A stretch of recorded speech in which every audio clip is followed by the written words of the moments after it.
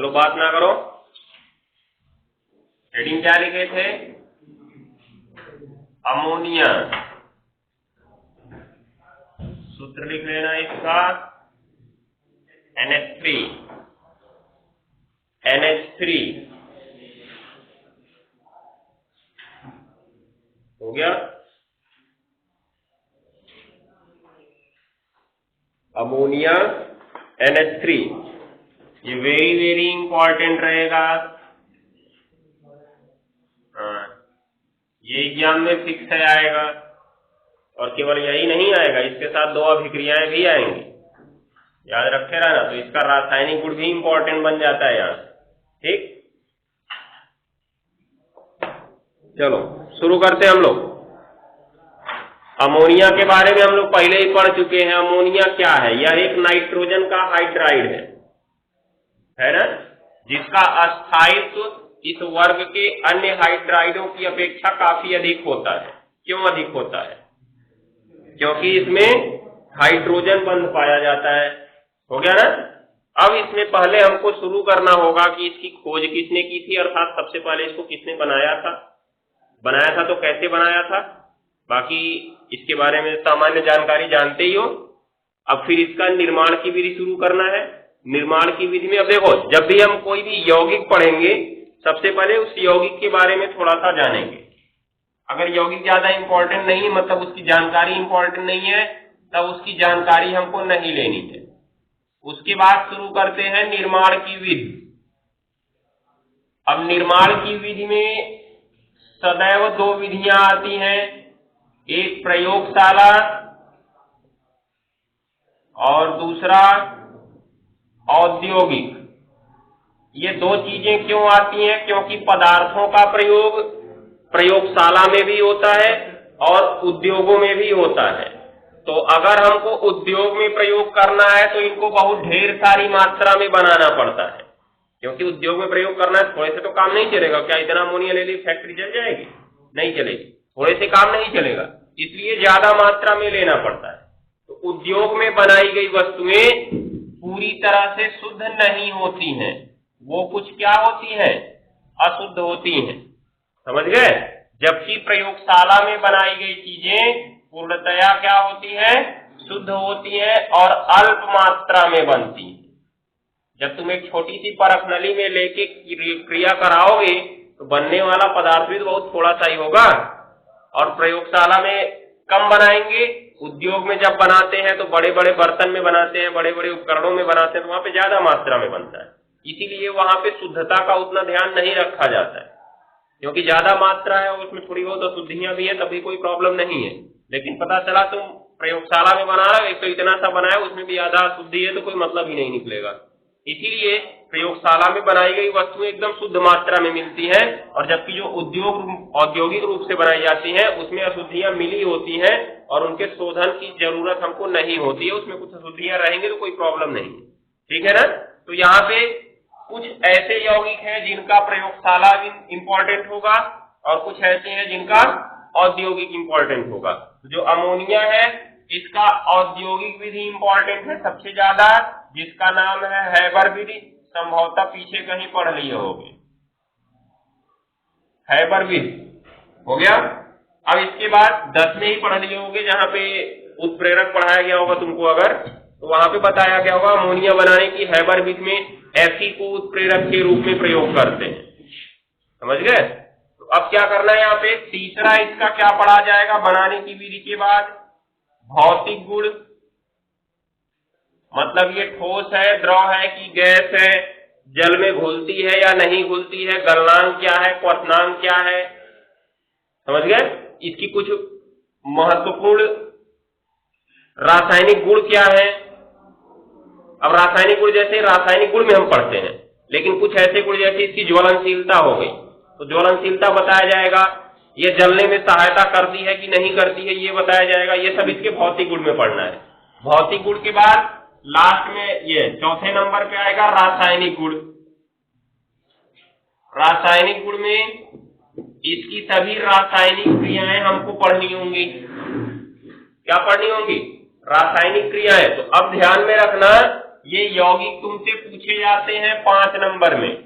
5 में से 3 तुम्हारा बनाने की विधि पे रहेगा, चाहे प्रयोगशाला चाहे औद्योगिक निर्माण, 3 नंबर रहेगा।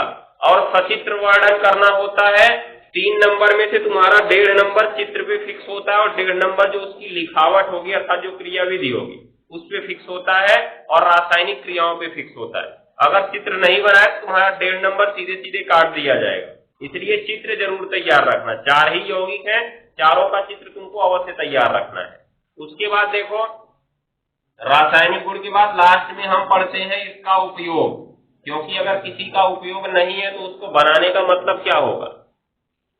इसीलिए अब कोई भी यौगिक हम पढ़ेंगे तो उसका उपयोग हमें अवश्य पढ़ना है।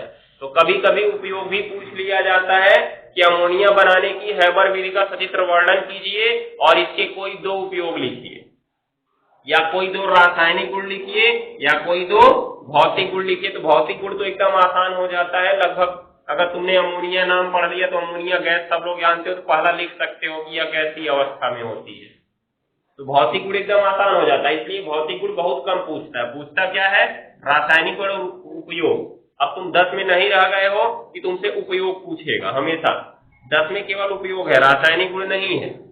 तो 10 में उपयोग है इसलिए वहां पे उपयोग पूछ लेता है। यहाँ पर उपयोग की भी महत्ता थोड़ी कम हो जाती है, बचता कौन है, केवल तुम्हारा रासायनिक गुण। तो मान के चलो यौगिक के साथ पूछा क्या जाएगा तुमसे 2 नंबर में, रासायनिक गुण, क्योंकि ये 5 नंबर का है, 3 नंबर का यौगिक रहेगा, बाकी 2 रासायनिक क्रियाएं होंगी। और 2 रासायनिक क्रियाओं को तुमको लिखना होगा किसी भी प्रकार से, या तो सीधे सीधे बोल देगा कि इसके कोई 2 रासायनिक गुण लिखो, तो अपने मन से 2 रासायनिक क्रियाएं लिख देनी है, या उसमें सीधे सीधे पूछ लेगा कि क्या होता है जब अमोनिया की क्रिया इससे कराते हैं, क्या होता है जब अमोनिया को इसके जलीय विलयन में डालते हैं या प्रवाहित करते हैं। समझ गए।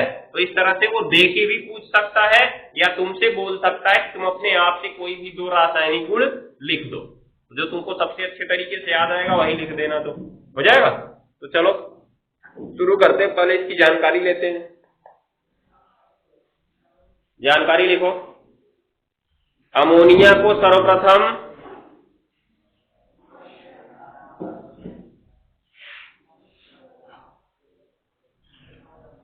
अमोनिया को सर्वप्रथम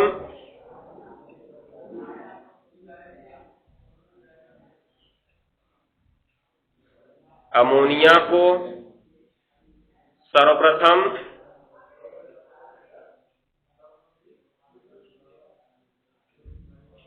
अमोनिया को सर्वप्रथम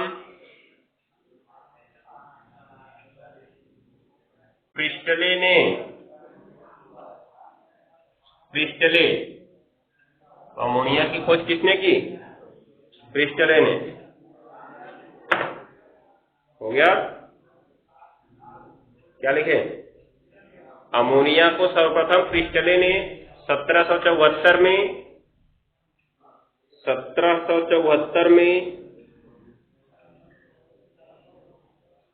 नौसादर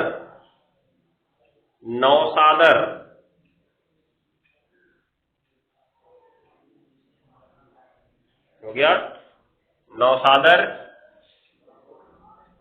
कोष्ठक में लिख देना NH4Cl। क्या नाम है इसका, नाम क्या बताएंगे, अमोनियम क्लोराइड। तो नौसादर को अमोनियम क्लोराइड भी कहते हैं, या अमोनियम क्लोराइड ही नौसादर है, याद रखते रहना। हो गया।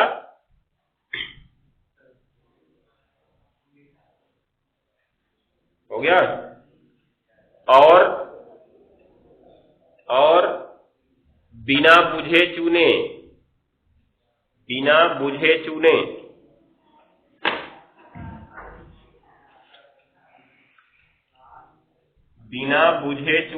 सूत्र क्या होगा इसका, CaO, ओनली CaO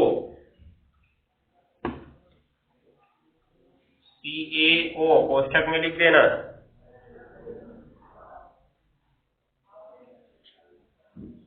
के मिश्रण को गर्म करके बनाया था।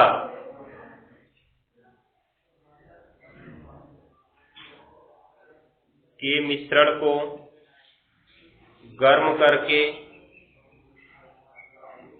बनाया था।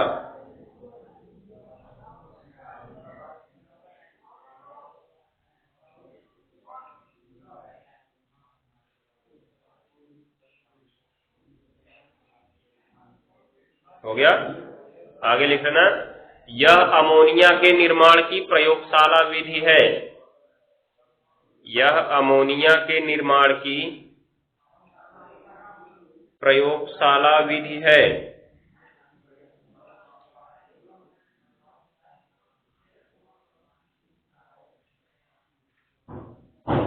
हो गया।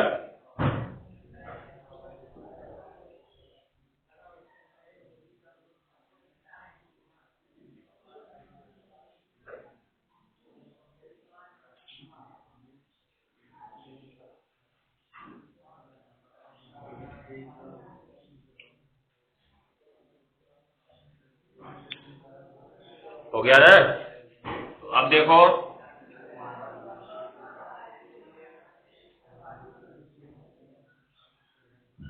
NH4Cl प्लस CaO, इसको गर्म करना है तो अमोनिया बनेगा प्लस CaCl2 बनेगा और प्लस H2O बनेगा। हमको अमोनिया से मतलब है, संतुलन में लाना है इसको। यहाँ पे 2 कर दो, यहाँ पर भी 2 कर दो, बाकी का काम हो गया। हो जाएगा। नोट कर सकते हो, गर्म करने पर किया गया है तो त्रिभुज लगा देना है। ये तुम्हारा प्रयोगशाला विधि है। रासायनिक सूत्र हो गया, इसको लिख सकते हो अगर प्रयोगशाला विधि पूछता है तो। वैसे इसका प्रयोगशाला विधि पूछा नहीं जाता है।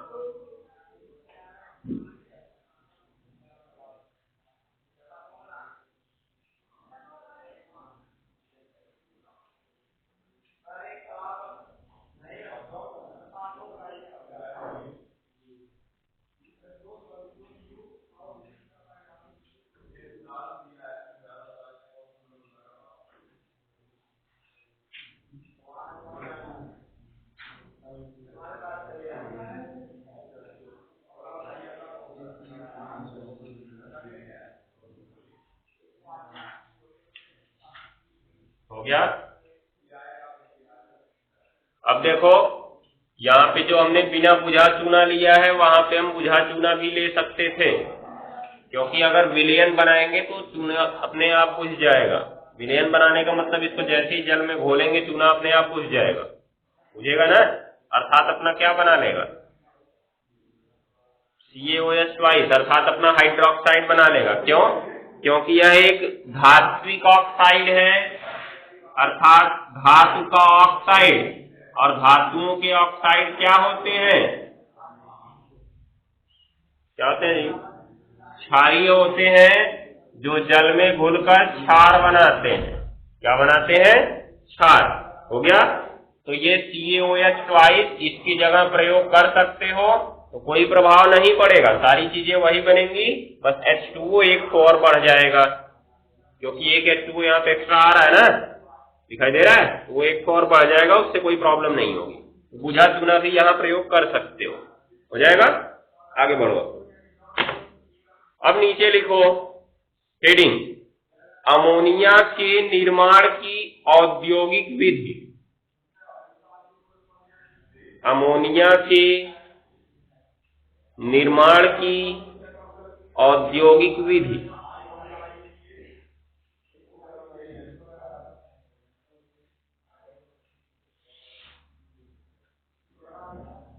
अमोनिया के निर्माण की औद्योगिक विधि। हो गया।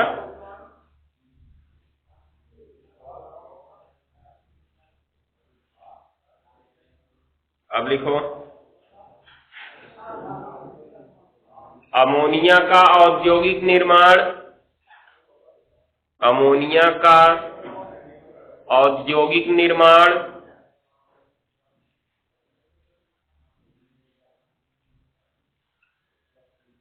हैबर विधि से किया जाता है।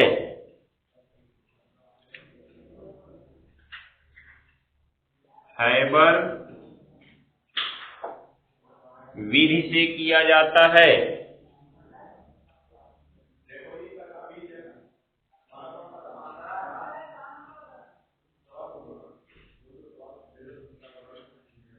अमोनिया का औद्योगिक निर्माण हैबर विधि से किया जाता है। हो गया। अब नीचे हेडिंग लिखो, हैबर विधि। हैबर विधि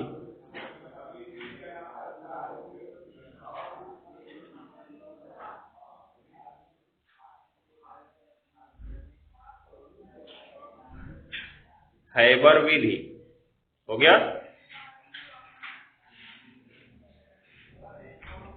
अब इससे शुरू करना है तो हैबर विधि में तो सबसे पहले जान लो बनता कैसे है। N2 + 3H2 तीर के बाद 2NH3, ये वाली क्रिया का प्रयोग हैबर विधि में किया जाता है। अब इसकी जानकारी के लिए जब हम इस क्रिया को कराना शुरू करते हैं तो हम ये पाते हैं कि यह क्रिया चलती दोनों तरफ है, अर्थात N2 और 3H2 क्रिया करके अमोनिया बनाते रहेंगे और अमोनिया टूटकर फिर क्या बनाता रहेगा, N2 और 3H2 बनाता रहेगा।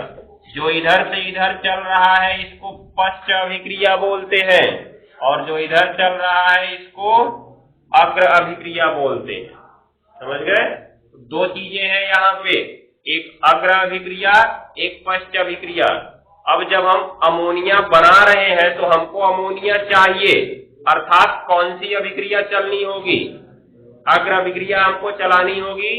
पश्च अभिक्रिया चलाने से कोई फायदा नहीं होगा, क्योंकि अगर पश्च अभिक्रिया तेज हो गई तो अमोनिया टूटना शुरू कर देगा और अमोनिया की अधिक मात्रा हमको नहीं मिलेगी।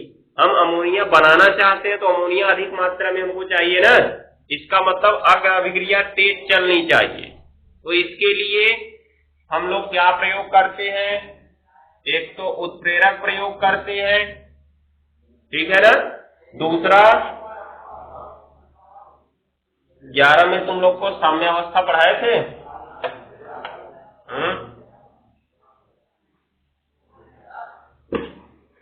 साम्यावस्था नहीं पढ़ाए, चलो ठीक है। होता क्या है, ध्यान से देखो, जब भी कोई उत्क्रमणीय अभिक्रिया होती है तो उत्क्रमणीय अभिक्रियाएं कभी पूरी नहीं होती है, ये सीधा सीधा याद रख लो। उत्क्रमणीय अभिक्रिया का मतलब जो दोनों तरफ चले, मतलब इधर से इधर भी इधर से इधर भी। दो प्रकार की अभिक्रियाएं होती हैं, एक अनुत्क्रमणी और एक उत्क्रमणी। अनुत्क्रमणी में क्या होगा, इधर से शुरू हुआ इधर पूरा बन गया, जैसा ये ऊपर वाला रिएक्शन देख रहे हो ये अनुत्क्रमणी है, मतलब इन दोनों की क्रिया होगी ये बन जाएगा। ऐसा नहीं होगा कि फिर ये आपस में क्रिया करके इसको बना देंगे, ऐसा नहीं हो पाएगा। लेकिन इसके साथ क्या होता है कि N2 और 3H2 क्रिया करके अमोनिया बना रहे हैं, फिर अमोनिया टूट के क्या बना रहा है, N2 और 3H2 बना रहा है। हो जाएगा। अब हुआ क्या यहाँ पे, ये पश्च अभिक्रिया अगर तेज हुई तो अमोनिया खत्म होगा, इसलिए हमको अमोनिया ज्यादा बनाना है तो पश्च अभिक्रिया को कम करना होगा। अब पहले साम्यावस्था ध्यान दे लो। साम्यावस्था क्या होती है, ये साम्यावस्था किसी उत्क्रमणीय अभिक्रिया में आती है। किसमें आती है, उत्क्रमणीय अभिक्रिया में। मतलब जब तुम अभिक्रिया प्रारंभ करोगे तो बात को ध्यान से समझना, ये तुम्हारे पास कुछ रहेगा। खिड़की और गेट पहले बंद करो। जब तुम अमोनिया बनाना प्रारंभ करोगे तो प्रारंभ में तुम्हारे पास अमोनिया की मात्रा होगी अथवा नहीं होगी, क्योंकि अमोनिया हमको बनाना, पहले से अमोनिया थोड़ी रहेगी, अमोनिया पहले से हमारे पास नहीं होगी। तो जब प्रारंभ कराओगे तो N2 और 3H2 क्रिया करके अमोनिया बनाना शुरू करेंगे और अब अग्र अभिक्रिया की गति क्या होगी, तीव्र होगी। और जबकि पश्च अभिक्रिया की गति क्या होगी जी, इस समय शून्य होगी। प्रारंभ की बात कर रहे हैं, क्योंकि जब अमोनिया बना ही नहीं था तो अमोनिया टूटेगा कहां से, दिखाई दे रहा है ना। जब अमोनिया बना ही नहीं था तो अमोनिया टूटेगा कहां से। अब क्या हुआ, ये जब शुरू हुआ तो ये तेजी से अमोनिया बनाना शुरू करता है। अब जब इधर अमोनिया बनना शुरू हो गया तो ये अमोनिया धीरे धीरे अब टूटना शुरू करेगा, अर्थात ये वाली अभिक्रिया का वेग धीरे धीरे क्या होगा, बढ़ेगा। जैसे जैसे इधर अमोनिया की मात्रा बढ़ती जाएगी, ध्यान देना, वैसे वैसे इसके टूटने की मात्रा क्या होती जाएगी अब, या टूटने की गति क्या होती जाएगी, बढ़ती जाएगी। और अभी पीछे हम लोग कहां पर पढ़े हैं,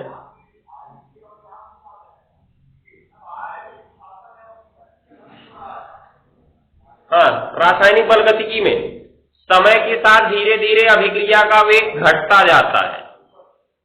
रासायनिक अभिक्रिया का वेग पढ़े हैं, सांद्रण परिवर्तन की दर और लगे हुए कुल समय के अनुपात को अभिक्रिया का औसत वेग कहते हैं। लेकिन हमने उसमें आगे लिखवाया कि द्रव्य अनुपाती क्रिया के अनुसार जैसे जैसे अभिकारक की सांद्रता घटती जाती है, अभिक्रिया का वेग क्या होता जाता है, घटता जाता है, होगा ना। तो वही चीज यहाँ पे होगा। अब देखो N2 और 3H2 की तुमने कुछ मात्रा ली होगी, मान लो हमने 10 मोल लिया था, हो गया। 10 मोल से जब इसने बनाना शुरू किया तो मान के चलो पहले जब इधर 2 मोल बन गया तो इधर अब कितना बचेगा, 8 मोल बचेगा ना। तो इसकी मात्रा देखो धीरे धीरे कम हो रही है और इधर की मात्रा धीरे धीरे क्या हो रही है, बढ़ रही है। प्रारंभ में जब ये 10 मोल था तब ये कितना रहा होगा, 0 मोल। जब ये 8 हुआ तो ये 2 मोल बन गया, 8 से मान लो घट के ये फिर 6 मोल हुआ, तब ये कितना बन जाएगा, 4 मोल बन जाएगा। निष्कर्ष निकल रहा है कि अभिकारक की मात्रा घट रही है, उत्पाद की मात्रा क्या हो रही है, बढ़ रही है। तो अब बताओ जब इसकी मात्रा घटेगी तो ये वाली अभिक्रिया धीरे होगी अब, और इधर की मात्रा बढ़ रही है तो ये वाली अभिक्रिया क्या होगी, तेज होगी ना। धीरे धीरे क्या होता है, ये घटने लगती है, ये बढ़ने लगती है, और घटेगी बढ़ेगी। ध्यान देना, ये घट रही है, ये बढ़ रही है। घटते बढ़ते एक समय ऐसा आता है कि दोनों का वेग एक समान हो जाता है।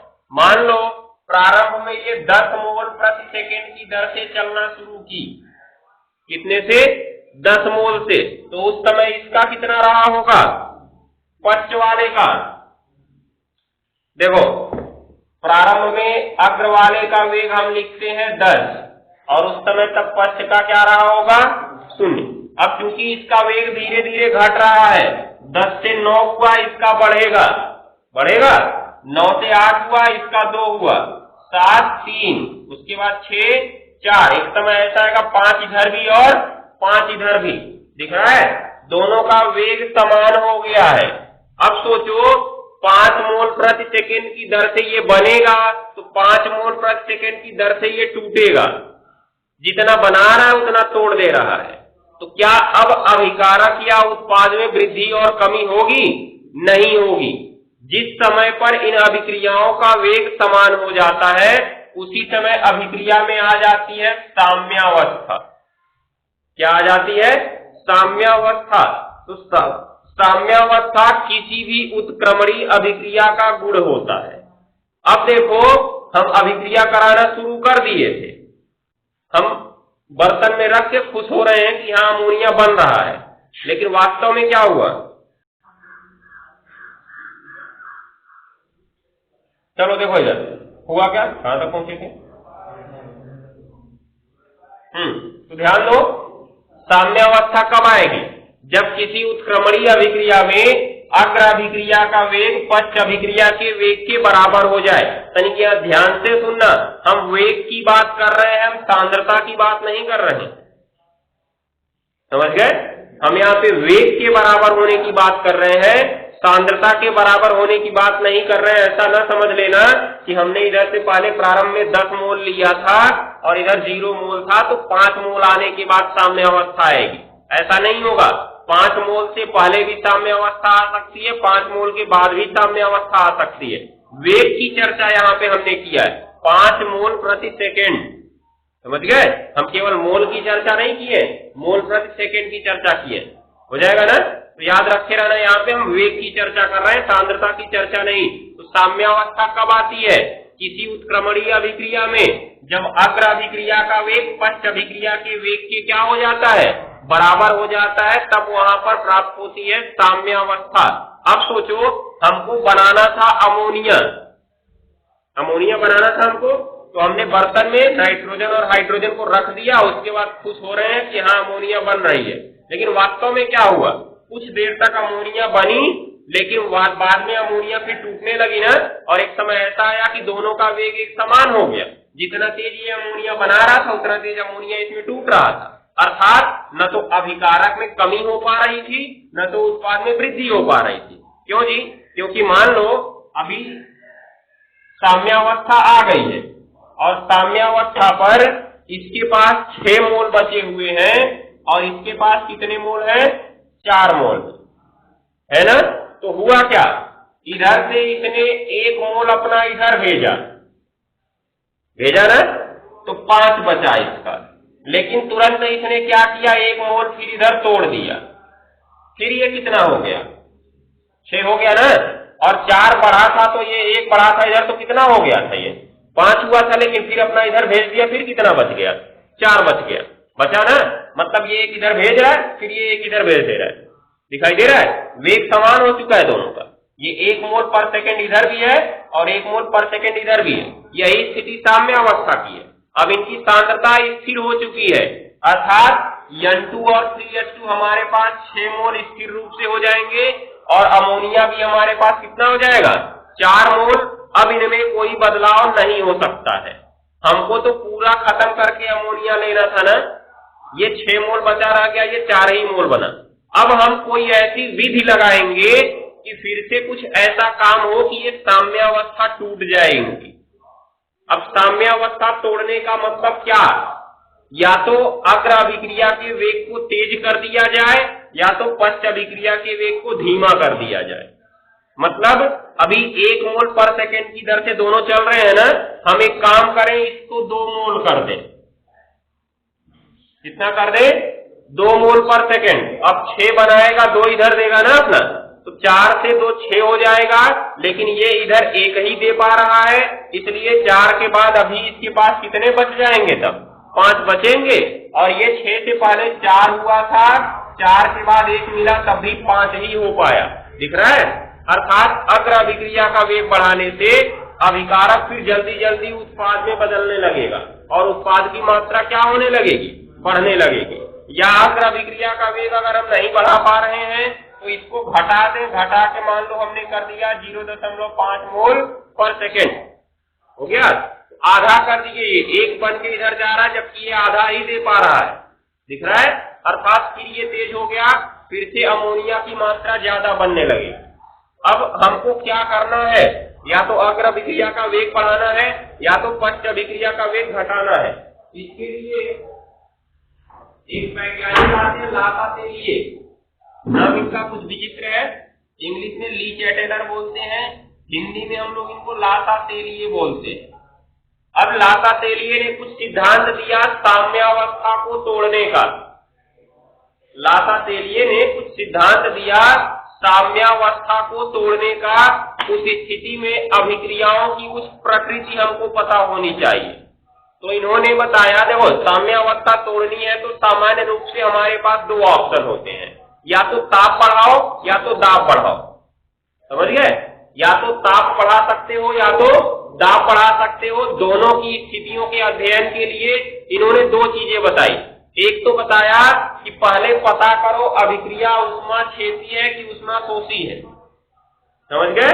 अभिक्रिया ऊष्माक्षेपी है कि ऊष्माशोषी है। तो ये अभिक्रिया निकल के आती है ऊष्माक्षेपी। क्या निकल के आती है जी? ऊष्माक्षेपी।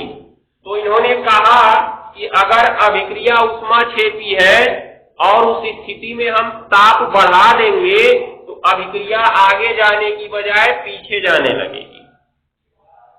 समझ गए? लासातेलिए ने क्या बताया कि ऊष्माक्षेपी उत्क्रमणीय अभिक्रियाओं में अगर हमने ताप बढ़ा दिया तो अग्र अभिक्रिया का वेग नहीं तेज होगा। किस अभिक्रिया का वेग तेज हो जाएगा? पश्च अभिक्रिया का वेग तेज हो जाएगा। तो कौन कहा हम ज्यादा अमोनिया बनाने वाले थे, अमोनिया और टूटने लगेगा, हो जाएगा। तो इन्होंने क्या बताया कि अगर ऊष्माक्षेपी अभिक्रिया में हमको ताप बढ़ा दिया जाए तो अभिक्रिया धीमी हो जाएगी। कौन सी? अग्र अभिक्रिया, क्योंकि पश्च अभिक्रिया बढ़ जाएगी ना, इसीलिए अगर हमको ज्यादा अमोनिया प्राप्त करना है तो ताप क्या रखना होगा, कम रखना होगा, क्योंकि ताप कम रहेगा तभी अग्र अभिक्रिया तेज चल पाएगी। किसके लिए था ये, ऊष्माक्षेपी के लिए। हो गया। दूसरा इन्होंने क्या बताया, दाब का प्रभाव। दाब के प्रभाव के लिए दोनों तरफ का आयतन पता कर लो। दोनों तरफ का आयतन का मतलब इधर कितने अणु हैं, इधर देखो 1 और 3 कितना हो गया, 4, और इधर कितना है 2। तो जिधर ज्यादा अणु है उनका आयतन अधिक होगा कि कम होगा। तुमको 100 ईंट दे दिया जाए और 50 ईंट दे दिया जाए, बताओ किसका आयतन अधिक होगा।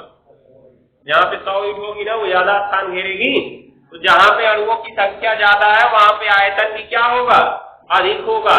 इसलिए इधर आयतन अधिक है और इधर आयतन क्या है, कम है। तो इन्होंने बताया कि जिधर हम दाब बढ़ाएंगे या जब हम दाब बढ़ाएंगे तो साम्यावस्था उधर की ओर जाएगी जिधर आयतन कम होगा। समझ गए। तो आयतन किस साइड में कम है, अमोनिया की साइड में ना, तो साम्यावस्था इस बार इधर भागेगी, अर्थात कौन सी अभिक्रिया तेज होगी, अग्र अभिक्रिया तेज होगी। तो यहाँ पे दो चीजें निकल के आ जाती हैं कि एक तो ताप कम रखना है और एक दाब हमको क्या करना है, बढ़ाना है। दाब जितना बढ़ाओगे, क्योंकि इधर कम है ना, दाब जितना बढ़ाते जाओगे ये वाली अभिक्रिया तेज होती जाएगी। हो जाएगा। और हमको यही अभिक्रिया तो तेज करनी है। तो दो चीजें यहाँ से निकल के आई। लासा तेलिए ने क्या बताया कि लासा तेलिए के अनुसार इस अभिक्रिया में अगर हम ज्यादा मात्रा में अमोनिया बनाना चाहते हैं तो हमें ताप कम रखना होगा और दाब अधिक रखना होगा। इसी सिद्धांत पर हैबर विधि का प्रक्रम काम करता है। समझ गए।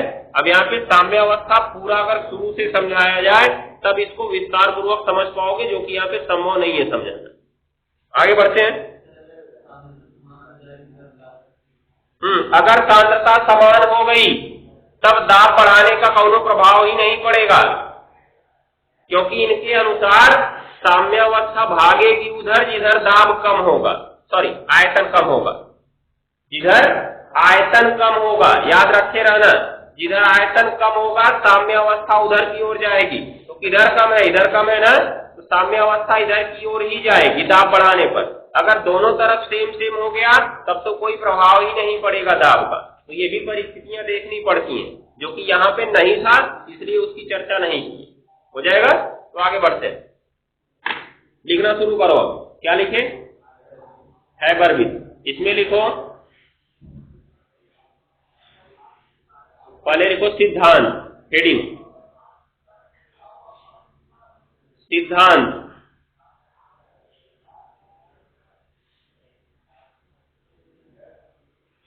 हो गया। तो लिखो इसमें, इस विधि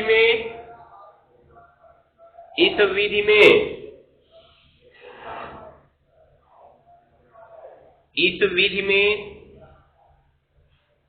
हो गया, नाइट्रोजन तथा हाइड्रोजन, नाइट्रोजन तथा हाइड्रोजन, नाइट्रोजन तथा हाइड्रोजन की आपस में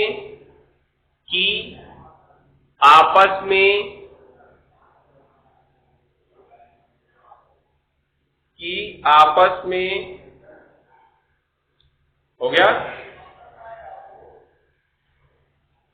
की आपस में हो जाएगा,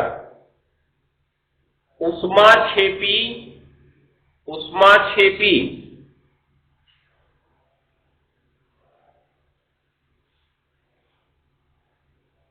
उत्क्रमणीय अभिक्रिया के द्वारा, ऊष्माक्षेपी उत्क्रमणीय अभिक्रिया के द्वारा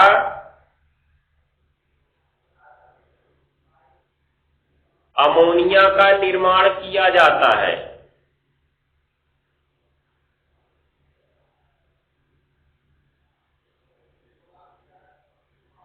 अमोनिया का निर्माण किया जाता है।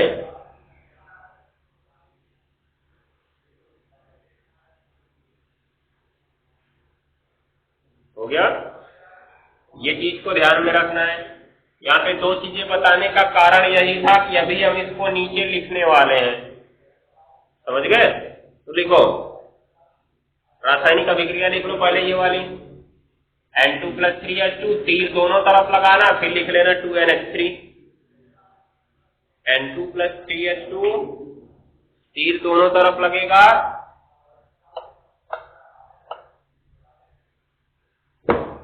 देखो N2+3H2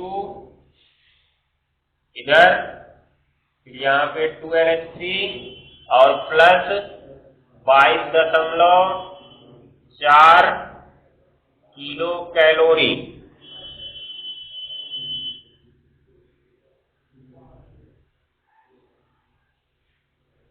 हो गया?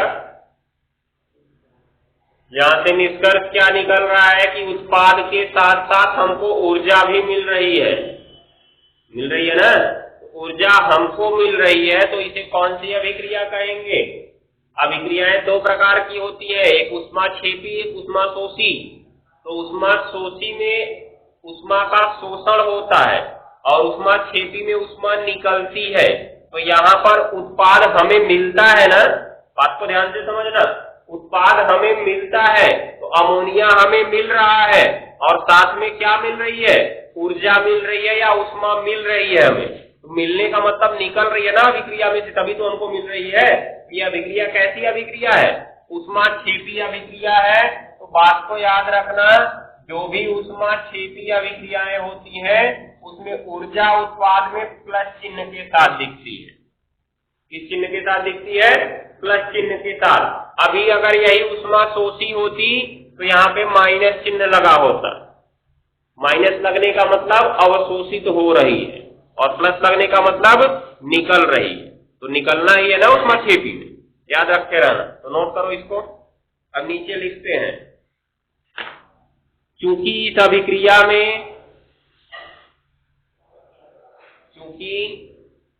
इस अभिक्रिया में ऊष्मा निकल रही है,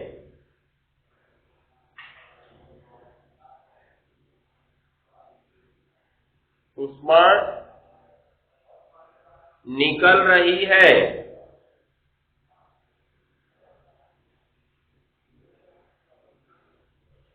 ऊष्मा निकल रही है तथा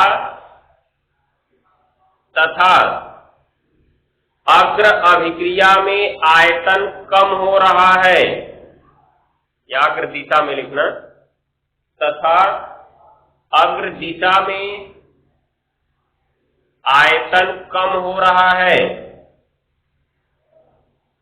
अग्र दिशा में आयतन कम हो रहा है। अब ये कैसे पता चलेगा कि आयतन कम हो रहा है कि बढ़ रहा है? तुमको अणुओं की संख्या निकालनी होगी ना। अणुओं की संख्या निकालोगे, जिधर अणुओं की संख्या अधिक होगी उधर आयतन क्या होगा? अधिक होगा, और जिधर अणुओं की संख्या कम होगी उधर आयतन कम होगा। तो इधर हमने देखा 4 अणु थे और इधर कितने थे? 2 थे, इसलिए इधर आयतन कम है। तो अग्र दिशा में, अग्र दिशा मतलब इधर से इधर, तो इस साइड में आयतन कम है। ये पश्च दिशा है, पश्च दिशा में आते तो इधर आयतन अधिक था, लेकिन हमको अग्र अभिक्रिया से मतलब है, पश्च से मतलब नहीं है। क्या लिखे?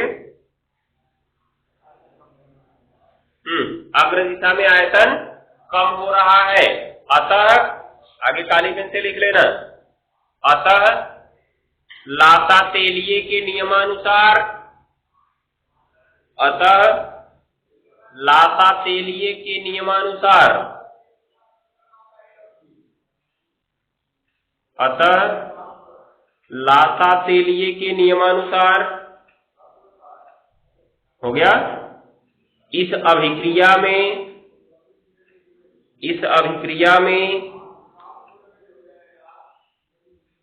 अधिक अमोनिया प्राप्त करने के लिए, इस अभिक्रिया में अधिक अमोनिया प्राप्त करने के लिए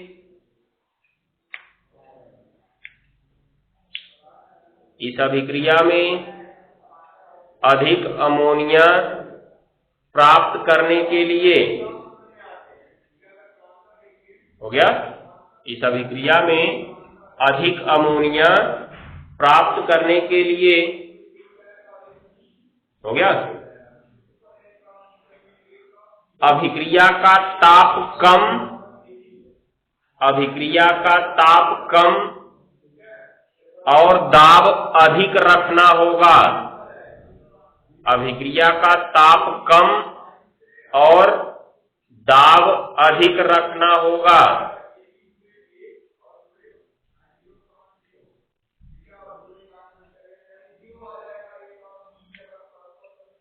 हो गया, ताप कम और दाब अधिक रखना होगा।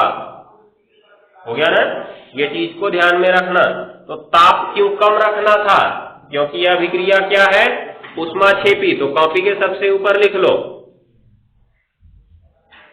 ऊष्माक्षेपी अभिक्रियाओं में, ऊष्माक्षेपी अभिक्रियाओं में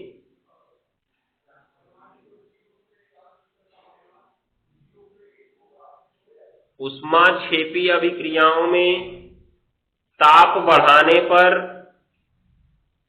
ताप बढ़ाने पर,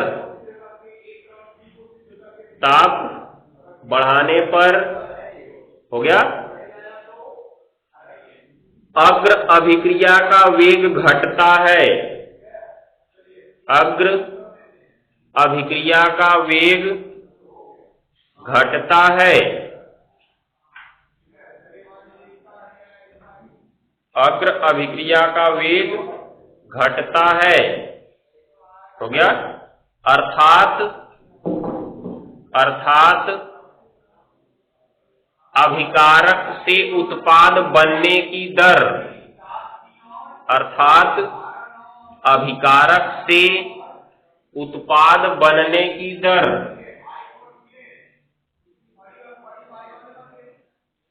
अभिकारक से उत्पाद बनने की दर कम होने लगती है, कम होने लगती है। हो गया ना, ये चीज को ध्यान में रखना है। जैसा कि तुम यहाँ पे देख रहे होगे, ये अभिकारक है, इधर से उत्पाद है, तो इधर वाले को हमने कहा कौन सी अभिक्रिया? अग्र, और इधर वाले को पश्च। तो अब देखो अग्र में क्या हो रहा है? अभिकारक से किधर जा रहा है? उत्पाद की ओर। तो अग्र अभिक्रिया कम होने का मतलब है वेग है ना, वेग का है, अभिकारक से उत्पाद में परिवर्तन की दर बताए थे। अभिकारक के सांद्रण परिवर्तन की दर या उत्पाद के सांद्रण परिवर्तन की दर को अभिक्रिया का वेग कहते हैं। तो अभिकारक से उत्पाद बनने की दर अर्थात वेग क्या होने लगेगा? कम होने लगेगा। कब? यदि ताप बढ़ाएं तब हो जाएगा। वो भी किस अभिक्रिया में? ऊष्माक्षेपी में। और अगर ऊष्मा शोषी होगी तो इसका ठीक उल्टा कर लेना, हो जाएगा।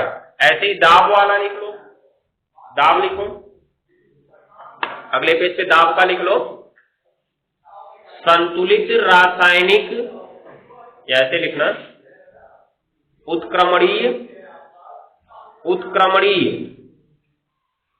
उत्क्रमणीय, अगले पेज के ऊपर लिख लो, उत्क्रमणीय संतुलित रासायनिक अभिक्रिया में, उत्क्रमणीय संतुलित रासायनिक अभिक्रिया में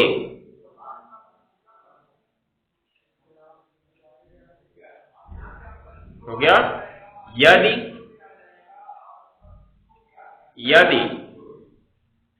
हो गया, उत्पाद की तरफ अणुओं की संख्या, उत्पाद की तरफ अणुओं की संख्या, उत्पाद की तरफ अणुओं की संख्या अभिकारक से कम, अभिकारक से कम होती है तो,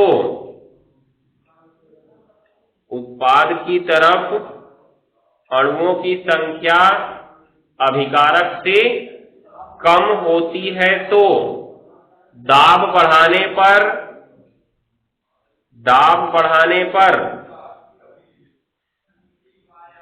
दाब बढ़ाने पर हो गया, अग्र अभिक्रिया का वेग बढ़ेगा। अग्र अभिक्रिया का वेग बढ़ेगा।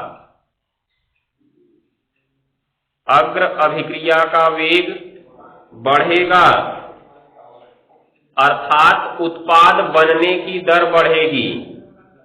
अर्थात उत्पाद बनने की दर बढ़ेगी। हो गया ना? हो गया, उत्पाद बनने की दर बढ़ेगी। अब यही अगर मान लो अभिकारक की ओर कम होता तब इसका उल्टा हो जाएगा कि दाब बढ़ाने पर अग्र अभिक्रिया का वेग क्या होगा, घट जाएगा। हो जाएगा। तो यहाँ पे जैसा इस अभिक्रिया में था उसी प्रकार का हमने लिखवाया। अभिक्रिया उष्माक्षेपी थी इसलिए उष्माक्षेपी का नियम लिखवाए। अभिक्रिया में इधर की ओर उत्पाद की ओर आयतन कम था इसलिए उत्पाद की ओर आयतन कम वाला नियम लिखवा दिए। बाकी दूसरा है तो उसका उल्टा कर लेना, उससे ज्यादा तुमको जानना भी नहीं है क्योंकि यही है बस एक, बाकी का तो साधारण नियम से चलता है। इसी में थोड़ा सा ध्यान देना पड़ता है। ये लिखवा इसलिए रहे क्योंकि सिद्धांत पूछा गया है, सवाल पूछा गया है कि अमोनिया बनाने की हैबर विधि में अधिक अमोनिया प्राप्त करने के लिए ताप कम और दाब अधिक रखना होता है, क्यों? सीधा सीधा सवाल पूछा गया है। ठीक है, तो वही तुमको कारण बताना है कि चूंकि यह अभिक्रिया में उष्मा निकल रही है अर्थात उष्माक्षेपी है। और आगे लिखवाया ना, तथा क्या लिखा है, अग्र दिशा में आयतन में क्या हो रही है, कमी। आयतन लिखवाए, प्रमुख संख्या लिखवाए, आयतन लिखवाए ना। तो अग्र दिशा में आयतन में कमी हो रही है इसलिए लासा-तेलिए के नियमानुसार अधिक अमोनिया प्राप्त करने के लिए ताप कम और दाब अधिक रखना होगा। यही तुम्हारा आंसर हो जाएगा। यहाँ से इंपॉर्टेंट लिख लेना इसके ऊपर, यहाँ से तुम्हारा ये सवाल बन जाता है, 1 नंबर में पूछा गया है। अभी 1 नंबर का सवाल इसमें एक और अलग से बनने वाला है, वो तो तुम्हारा बनाने की विधि इंपॉर्टेंट है, ये 3 नंबर। 1 नंबर अभी इसमें और बनेगा। अभी जब हम अभिक्रिया पूरी तरह से फिर से लिखेंगे तब वहां पे हम पाएंगे कि इस अभिक्रिया का ताप 450 से 500 डिग्री सेल्सियस होता है। हम यहाँ पे कह रहे हैं ताप कम रखो, तब भी 450 से 500, क्या ताप कम है? 450 500, 450 से 500 ताप कम नहीं है, बहुत अधिक। फिर भी हम ताप 450 से 500 रख रहे हैं। क्यों रख रहे हैं, इस सवाल का उत्तर हम लोग कल देखेंगे।